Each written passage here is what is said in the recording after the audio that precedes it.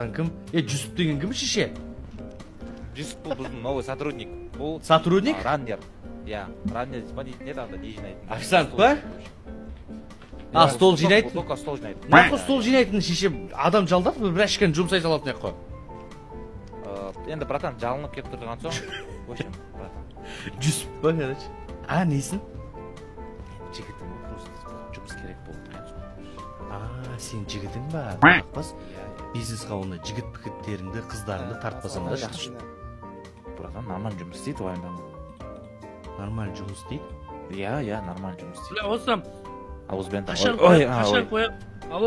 қашан қоясыңдар осы бір бизнес ашсақ болды, тек ағайындарыңды тартасыңдар. Басқа адамдар жұмысқа алуға болмай ма? Жақсы. Ашасыңдар тек біреудің інісі, біреудің ағасы, менің нағашым еді бір деген. Мен жігітім еді шеше, менің андай, мұндай, короче. Соны айтам, бұл бизнесті біз төртеуміз аштық қой, мысалы мен айтып. Мен бұл